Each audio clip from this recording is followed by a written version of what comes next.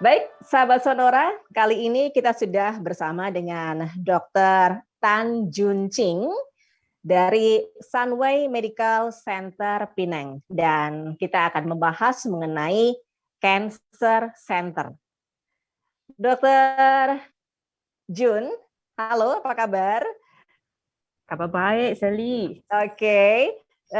Mungkin bisa diinformasikan kepada kami, Dok. Sebenarnya apa itu radioterapi? Silakan, Dr. Jun. Okay, alright. Saya rasa sebelum kita memulakan topik radioterapi, kita kena fahamkan apakah itu kanker. Yes. So dalam badan kita ada banyak sel-sel. Sel-sel ini actually dia sentiasa membahagi dan dia tumpul dalam keadaan yang terkawal untuk menggantikan sel-sel lain yang telah rosak atau tua. Tapi kanker bermula apabila terdapat kecacatan pada sifat genetik sel tersebut. So dia menyebabkan sel itu dia membahagi dan membesar terlalu banyak dan cepat dan dalam keadaan yang tidak terkawal. So kumpulan sel abnormal ini akan membentuk tumor. So kanker berlaku. Jadi macam mana kita mengobati kanker? Actually keseluruhan ada 3 cara. Pembedahan, kemoterapi dan radioterapi. So hari ini kita akan fokus dalam bahagian radioterapi. So apakah itu radioterapi? Radioterapi dia actually menggunakan radiasi yang dos dia sangat tinggi, intensitas dia tinggi untuk membunuh sel kanker. Dengan harapan kita boleh menghancurkan rantai DNA mereka. So dalam radioterapi kita akan menggunakan mesin radioterapi. Biasanya adalah linear accelerator atau pemecut linear. So tujuan radioterapi ialah untuk bagi radiasi dos yang sangat tinggi pada tumor, tetapi kita mahu meminimalkan radiasi dos kepada tisu-tisu sehat atau organ-organ sehat yang berhampiran dengan tumor. Itu tujuan radioterapi. Baik. Itu radioterapi kan menyasar otomatis langsung pada tumor begitu ya, Dok ya, atau kanker begitu ya, Dok ya. Apakah ini membakar tubuh si pasien, Dok? Memang radioterapi dia ada kesan sampingan dia. Dia bergantung pada banyak faktor. Macam sebagai contoh tempat mana yang dirawat, area yang dirawat dan jumlah dosis yang diberikan. Tapi kebiasaannya pada tempat yang ada radioterapi itu pasien tidak akan rasa apa-apa kesakitan masa perawatan. Tapi dia akan rasa tempat tu maybe macam ada sikit kesan macam terasa panas seperti matahari, sinar matahari. Itu saja. Tapi macam dia ada faktor-faktor yang tadi saya sebut, dia bergantung pada banyak faktor lah, tempat, radiasi dos juga.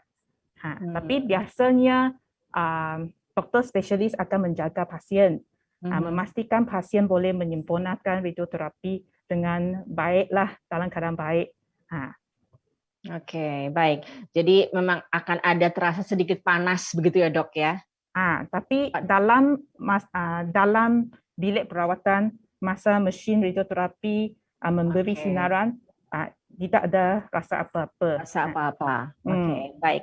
Lalu apakah ini ada efek sampingnya, Dok? Side effect dari radioterapi ini? Ada contoh side effect. Dia bergantung pada tempat radiasi. Sebagai contoh, kalau tumor itu dekat head and neck, kepala, kepala dan leher, sorry Sally. Kepala dan leher mungkin, kepala dan leher maksudnya ya. Yes. Leher. Kepala dan leher. Yes. Sometimes pasien akan rasa dia tak ada air liur, kehilangan air liur. Air liur, oke. Atau sakit kerongkong. Mm-mm. So dia actually bergantung pada tempat kanker itu juga. Oke, baik. Lalu ini kan tadi masalah kanker, tadi dokter sudah menjabarkan selain radioterapi ada beberapa pengobatan, begitu ya dok ya. Nah ini pengobatan yang lain itu apa saja dok? Biasa ialah pembedahan, kemoterapi dan radioterapi. So macam hospital, rumah sakit kita ada tumor board. Tumor board itu actually dia ialah kita menggunakan pendekatan multidisiplin di hospital kami. So dia ialah sebuah tim spesialis, kita akan berkumpul dan mendiskusikan dan memutuskan rencana perawatan yang sesuai untuk pasien.